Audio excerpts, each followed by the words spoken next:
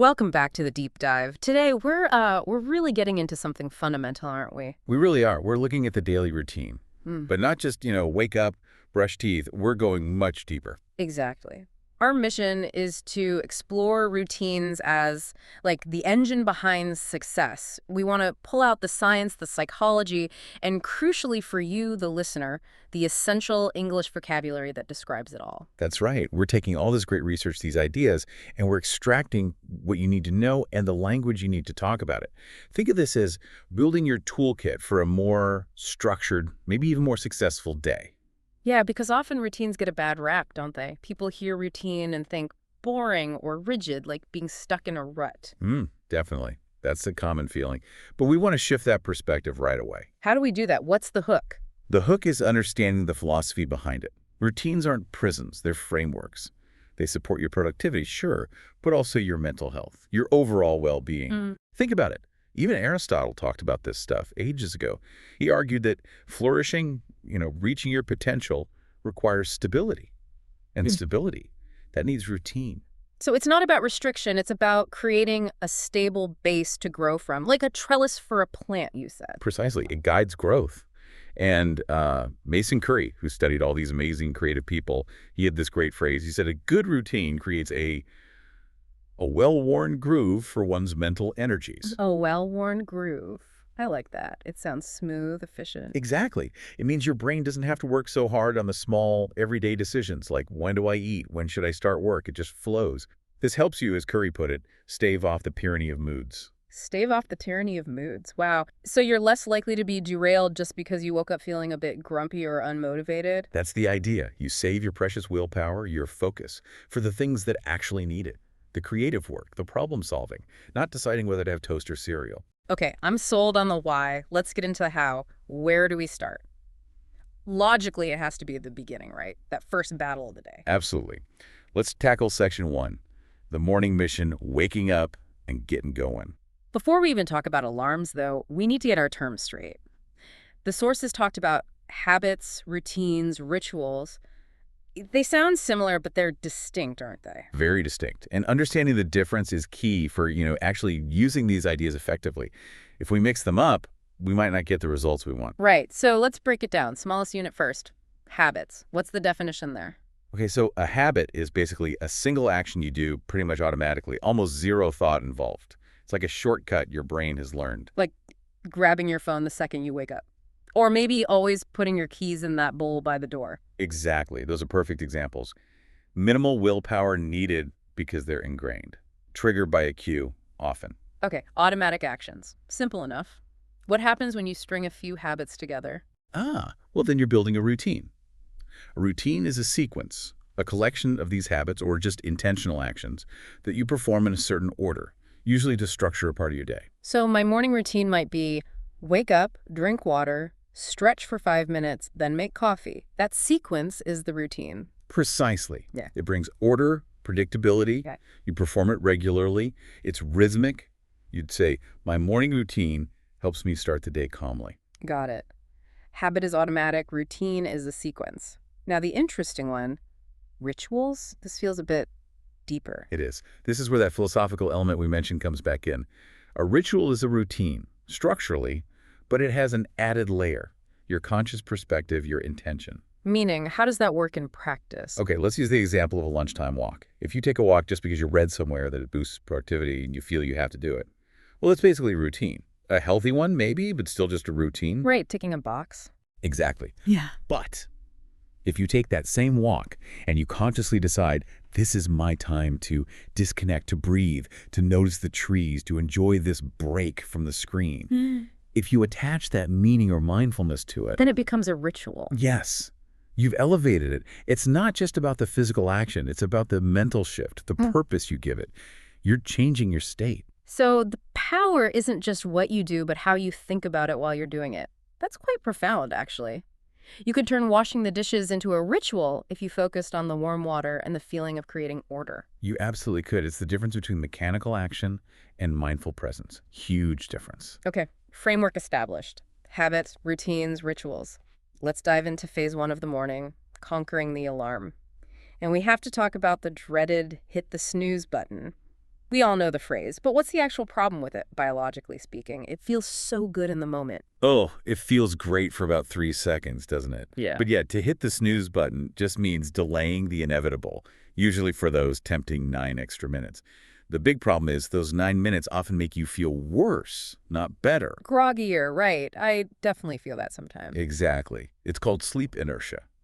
When you drift back off during that snooze period, you start dipping back into a deeper sleep cycle. Then, bam, the alarm goes off again 9 minutes later, pulling you out abruptly. It leaves you feeling sluggish, foggy, basically the opposite of rested. And you've kind of failed your first test of the day, haven't you? You've told your brain the alarm isn't serious. Precisely. You're training your brain not to respond immediately, keep doing it, and yeah, you end up feeling like a total zombie in the morning. Lethargic, unmotivated. Not a great start. So the sources had a hack for this. Pretty straightforward, if slightly brutal one. Brutal but effective. Yeah. Place your phone or alarm clock across the room, far enough that you physically have to get out of bed to turn it off. The forced exit strategy. Yep. Once your feet hit the floor, the effort of crawling back into bed suddenly seems, well, greater than just staying up. It breaks the physical temptation. Plus, it stops you from doing that other terrible morning habit. The endless scroll. Lying in bed, checking emails and social media. That's the one. Another huge energy and time drain right at the start of your day. Getting the phone away from the bedside solves 2 problems at once. Good point. Okay, let's quickly nail down some key vocabulary here, especially for listeners learning English. The difference between wake up and get up. They seem similar. They do, but they're distinct. Wake up is the moment your sleep ends. Your eyes open, consciousness returns. It's the biological shift. Like my alarm goes off and I wake up. Right. But get up is the physical act of actually leaving the bed, standing up. Okay. So you could say, I wake up at 7 a.m., but I lie in bed for 10 minutes before I actually get up at 7:10 a.m. Perfect example. And notice the preposition you use there at. Super important when talking about specific times. Always wake up at 6, get up at 7:30. Got it. Precision matters. Okay. Phase 2. The physical foundation, we're out of bed. What's the absolute first thing many high achievers recommend? That really quick win. Making your bed. Seems almost trivial, doesn't it? A little bit, yeah. My mom always told me to, but... Well, your mom and Navy SEAL Admiral William McRaven agree. He really championed this idea. His point is, it takes maybe 30 seconds, but it immediately gives you a small sense of accomplishment. Your first task of the day is complete. Huh. Okay, I can see the psychology there. Sets a positive tone. Exactly. It reinforces that idea that the little things in life matter. It's a tiny act of discipline, of creating order out of the minor chaos of sleep. And, as McRaven points out, even if you have a terrible day, you come home to a bed that's made. Something went right. A small comfort, but maybe an important one. It's a visual cue of control. Yeah. So, bed made. What's next? Hydration. Yes. Absolute critical. Drinking a glass of water right after waking up. Why is that so important? Is it just about being thirsty? It's more than that. We get quite dehydrated overnight just through breathing and, well, existing. And our brain is mostly water, like 75%. Even mild dehydration can mess with your focus, your mood, your memory. Everything feels harder. So rehydrating first thing helps get the brain firing properly. That's the idea. Simple advice. Yeah. Just drink a full glass of water.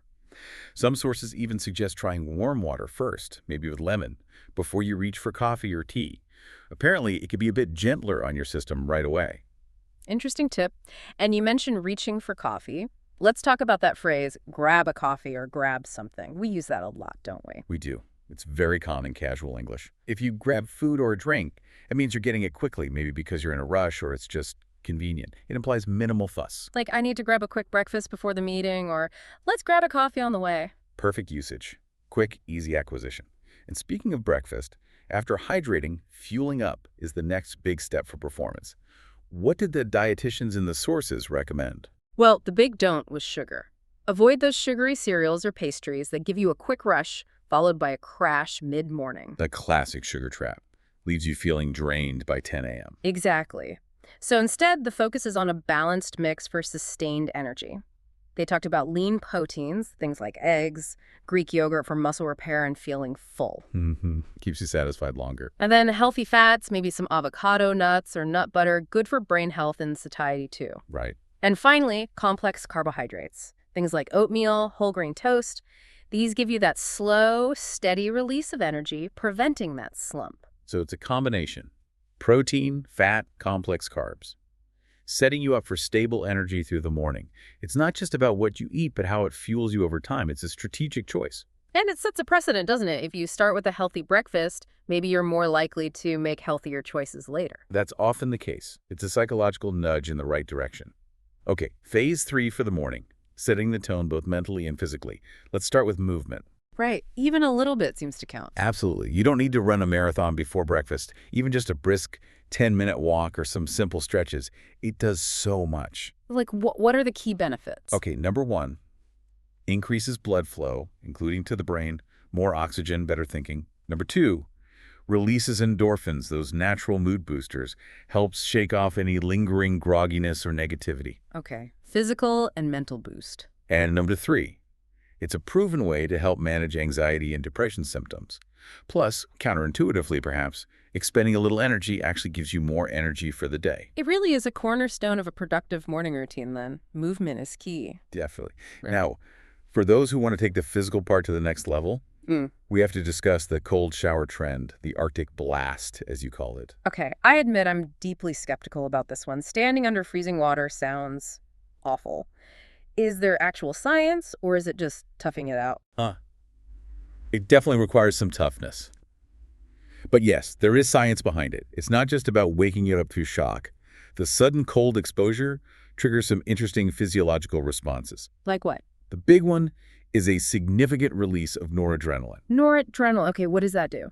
It's a neurotransmitter and a hormone involved in alertness, focus, attention.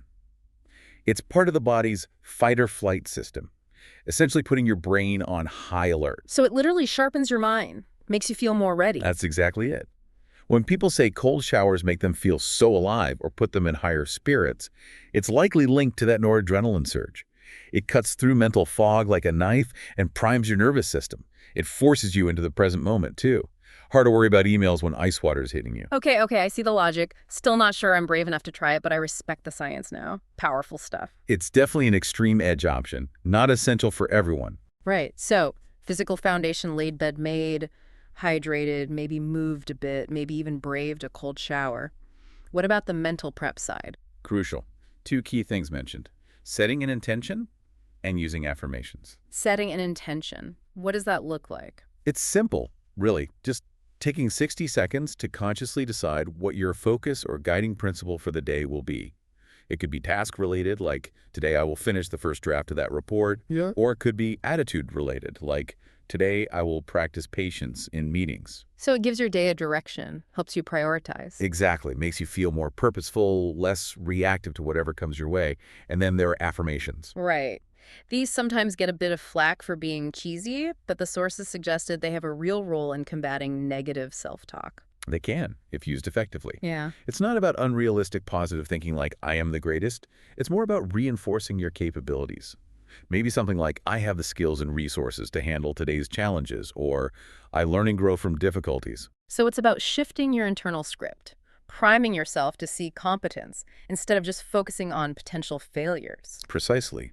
It helps counteract that default negativity bias many of us have. Mm-hmm. Combined with maybe visualizing a successful outcome, it can be a powerful mental warm-up. So all these little morning actions, the timing, the hydration, the movement, the intention, they add up, they reduce friction, and save our best energy for the main event. That's the core idea. Minimize the mundane drains, maximize the high-value focus. Okay, morning mission accomplished. We're fueled, focused, and ready for the main part of the day, the work block. This is where that habit loop idea really comes into play, right? Absolutely. Charles Duhigg's model, cue, routine, reward. This is the engine that makes productive routines stick without constantly draining your willpower. Remind us how it works, maybe with a work-specific example, not just coffee this time. Okay, sure. Let's say your goal is to get into a state of deep focus for writing or coding, something that needs concentration. The cue could be a specific time, like 9 a.m. sharp. Or maybe it's the action of closing your email and Slack notifications. That's the trigger. Right, the signal to start. Then comes the routine. This is the sequence you follow automatically. Maybe it's put a phone on silent and out of sight, open the specific document or software you need, set a timer for, say, 25 minutes. Like the Pomodoro technique. Exactly. That could be part of the routine. And then, crucially, comes the reward. After the 25 minutes, maybe you allow yourself to listen to one favorite song or do a quick stretch or step outside for 2 minutes of fresh air. Something small, but genuinely pleasant. And over time, your brain starts craving that reward, so it makes initiating the routine, the focused work, feel easier, almost automatic. That's the power of the loop. It automates the entry into deep work. Brilliant. Okay, so we're ready to start. Let's talk language. Getting started with work. There are a few key phrasal verbs here. The basic one is just. Log in. You have to Yeah. log into your computer, your system, your email. Standard procedure, putting in your username and password, very functional. Right. But then there's the feeling behind starting. If you're energized and ready. Then you dive into work or dive into that project. It suggests enthusiasm, focus, really getting immersed immediately, a positive, active start. I love that imagery, diving in head first. But let's be real. Some days it's not like that at all, is it? Oh, definitely not. Some mornings you feel like you have to physically drag myself to my desk. Drag myself. That perfectly captures that feeling of low energy reluctance. Like it's a huge effort just to sit down, open the laptop. Exactly. You're moving slowly, maybe unwillingly. Ugh. Monday morning, I really had to drag myself out of bed and then drag myself to my desk. Highly relatable. So relatable. To fight that dragging feeling, what productivity hacks did the sources mention for structuring the work block itself? We touched on Pomodoro. Yeah, the Pomodoro technique is a classic for a reason. Those short bursts, 25 minutes of intense focus, then a strict 5-minute break work really well for many people. What's magical about 25 minutes? Why not 20 or 30? Well, 25 seems to be a sweet spot for maintaining high concentration without burning out. It feels manageable. Knowing a break is just around the corner helps fight procrastination and perfectionism. You just have to focus for this block. After 4 Pomodoros, you take a longer break, maybe 15-30 minutes. Are there other timing structures? What if 25 minutes feels too short for the kind of work you do? Yeah, definitely. Some people, especially programmers or writers needing longer immersion, might use longer deep work sprints, maybe 60 minutes or even 90 minutes of focus work, followed by a more substantial break like 15-20 minutes. The key is finding a rhythm of focused work and genuine rest that works for you and your tasks. And those breaks, whether they're 5 minutes or 20 minutes, are absolutely non-negotiable for maintaining focus throughout the day. Crucial. Which brings us to midday transitions. You can't just power through for 8 hours straight. Well, you can, but your productivity tanks. So those little breaks, like getting up to make another cup of tea or grab some water, they're not wasted time. Far from it. Hydration, as we said, is vital for focus anyway. But just the act of getting up, moving away from the screen for a few minutes, it gives your brain a chance to reset. It lets you clear your mind. Clear your mind. So step away, stop actively thinking about the problem for a moment. Exactly. Let your subconscious chew on it a bit. You often find when you sit back down, you have a fresh perspective or the solution pops into your head. Plus, it combats screen fatigue. And movement itself is key, right? Not just standing up, but maybe taking a proper walk. Yes. Many successful people incorporate a short walk into their midday routine. Around the block, through a nearby park. Doesn't have to be long. And the benefit is? Again, it helps clear your head. There's something about the rhythm of walking, the change of scenery, maybe the fresh air. It's incredibly effective for generating new ideas or untangling complex problems. Many people report having their best insights while walking. It gets you out of that mental rut of staring at the screen. Precisely. And for people in more creative fields, sometimes just a walk around the block isn't enough. They might need a bigger shift. This is where that other phrase comes in, to head out for a change of scene. That's the one. Head out just means to leave, to go somewhere. But if you head out for a change of scene, you're doing it intentionally to find a different environment. Maybe your usual workspace feels stale, uninspiring. So you might head out to a coffee shop, a library, a park bench. Exactly. Somewhere that feels different, maybe sparks new thoughts. It's about embracing flexibility and seeking out inspiration when you feel stuck. A great strategy for creative thinkers. Okay, makes sense. Let's shift focus slightly to the afternoon. Maybe you're heading home or just running errands during a break. We need some vocabulary for movement and getting things done. First up, on the way. Super useful phrase for efficiency. On the way means during the journey between 2 points. So instead of making a separate trip to the post office, you stop on the way home from work. Or, I need to pick up milk on the way to the gym. It's about integrating tasks into your existing route. Exactly. Smart planning, linguistically captured, saves time and effort. And you just use another key phrasal verb there, pick up. We talked about grabbing coffee, but pick up seems even broader. It is incredibly versatile. Very common in everyday English. It means to collect or acquire something, often quickly or conveniently. So you can pick up your kids from school, pick up some groceries, pick up your dry cleaning, pick up a prescription. You can even pick up a takeaway dinner or pick up a package from the post office. It covers retrieving things and quick purchases. Usually implies it's not a major shopping trip, just grabbing necessities. Can you pick up some bread? Very natural. Great one to know.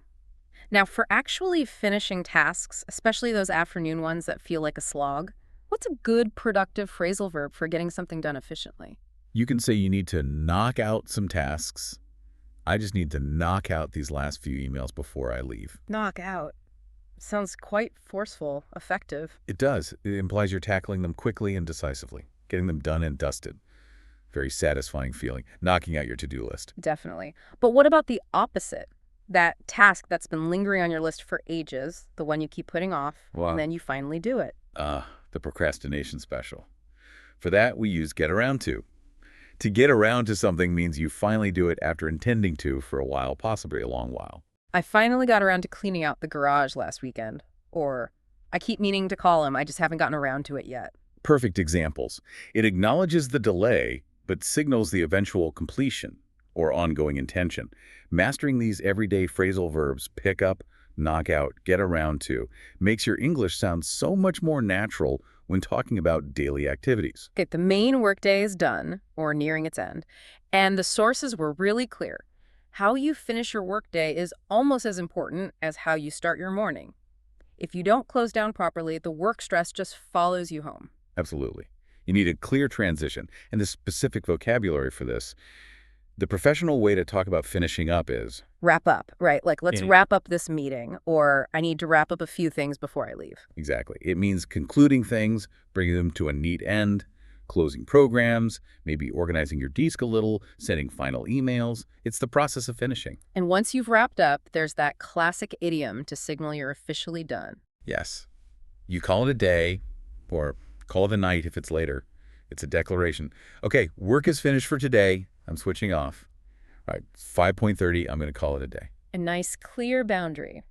So, laptop closed, you've called it a day. But the routine isn't over. There's a mental closing down process, too. Reflection. Very important. Two aspects here. First, taking just a minute or two to reflect on daily achievements. What went well today? What did I accomplish? Even small wins. Especially small wins. Actively acknowledging them boosts morale.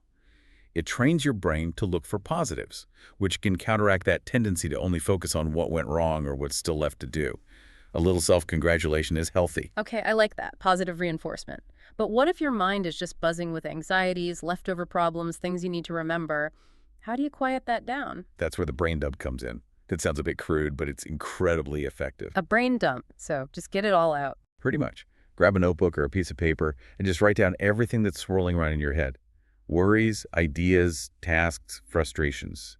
Just dump it all onto the page without filtering or organizing. Why does that help? It externalizes the mental clutter. Seeing it written down often makes it feel less overwhelming. It untangles the thoughts, gets them out of that looping pattern in your head. Research shows this kind of expressive writing significantly decreases mental distress. It clears the decks. That makes sense. Getting it out of your head and onto paper. I find my mind races most when I start thinking about everything I need to do tomorrow. How does the evening routine tackle that? Through the power of pre-commitment and preparation. This is a game changer for reducing evening anxiety and ensuring a smooth start the next day. The key tactic: prepare tomorrow's to-do list tonight. Plan tomorrow today. Exactly. Identify your main priorities for the next day. Some people call this slaying the dragon. Identifying the big, maybe intimidating task you need to tackle first. Or eating the frog. Same idea. Write it down. And knowing what's coming frees up your mind tonight. Precisely. Your subconscious isn't spending the night trying to remember everything or worrying about how you'll start. You've already decided. It means you can truly relax this evening, and then tomorrow morning, you hit the ground running. Hit the ground running, meaning start immediately and effectively. Yes. No wasted time figuring things out. You wake up with clarity and purpose because you planned it the night before. Beyond the mental prep, there are practical things too, right? Little hacks to make the morning easier. Definitely.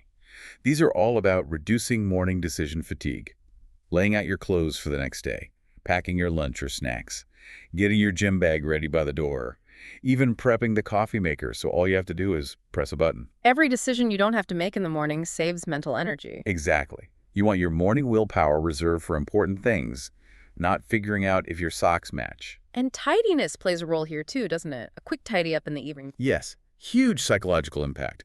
Spending just 10 or 15 minutes to tidy up the main living areas, maybe the kitchen, the living room, your workspace makes a big difference. Why? What's the benefit? Waking up to a reasonably ordered environment feels calmer.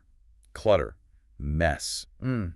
It creates a kind of low-level background stress, even if you don't consciously notice it.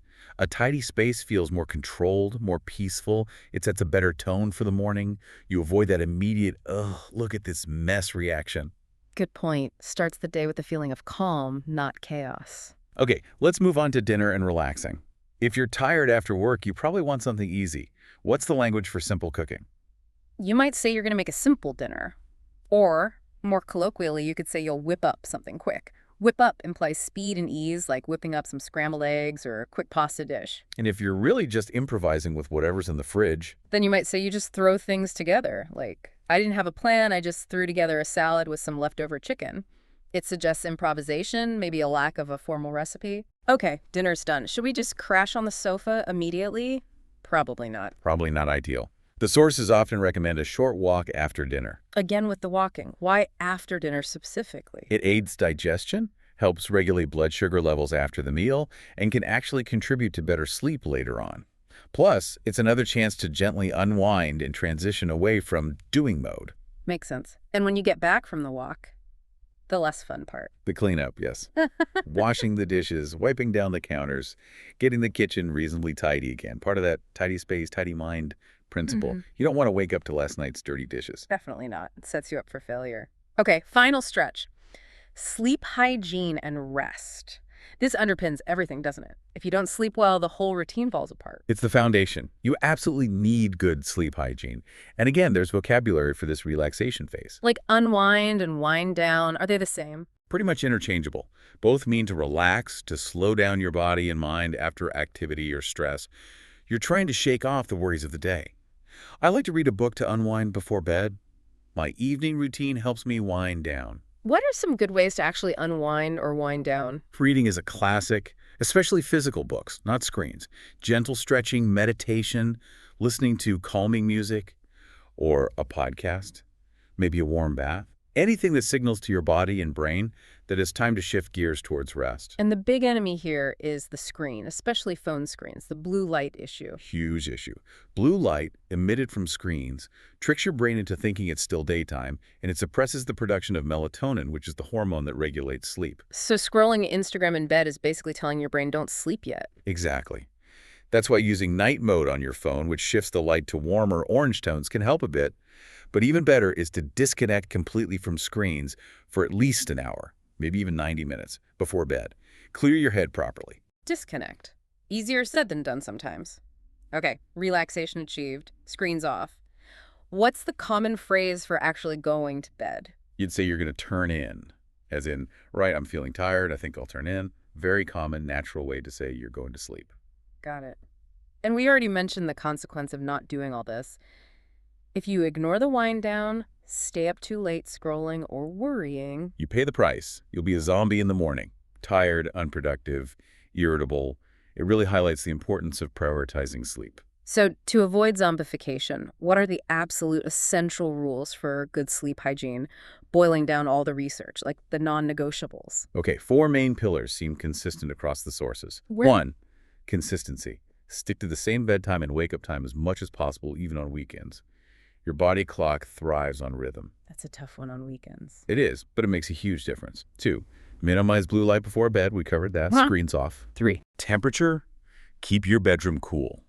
Research consistently shows that a cooler room, somewhere around 60, 65 degrees Fahrenheit or 15, 18 Celsius, is optimal for falling asleep and staying asleep. Interesting. Cooler is better. And 4. Darkness. Make your bedroom as dark as possible. Light interferes with melatonin production. Use blackout curtains if you need to. Complete darkness signals sleep time to your brain. So, consistent schedule, no blue light, cool room, dark room. The four commandments of sleep. Pretty much. Get those right, and you're building the bedrock for everything else in your routine. Okay, we've walked through the entire day. From the alarm clock buzz to turning out the lights, lots of specific actions, lots of vocabulary. But here's where it gets really interesting, I think, because the sources also stress that this isn't a one-size-fits-all prescription, right? Exactly. This is probably the most important takeaway. All these tips and hacks are great, but the best routine is the one that actually works for you, the one you can stick to consistently. And that means it needs to fit your personality, your lifestyle, your goals. Which is reassuring, because listening to all that, someone might think, wow, that sounds exhausting, or that's just not me. Right. So let's look at the different archetypes or models of routines the sources discussed. This really highlights the flexibility needed. We can maybe think of three broad styles. Okay, what's the first one? Let's call it the minimalist routine. The driving force here is simplicity, reducing decision fatigue above all else. So what does that look like in practice? Are they trying to optimize every second? Not necessarily optimize, but simplify.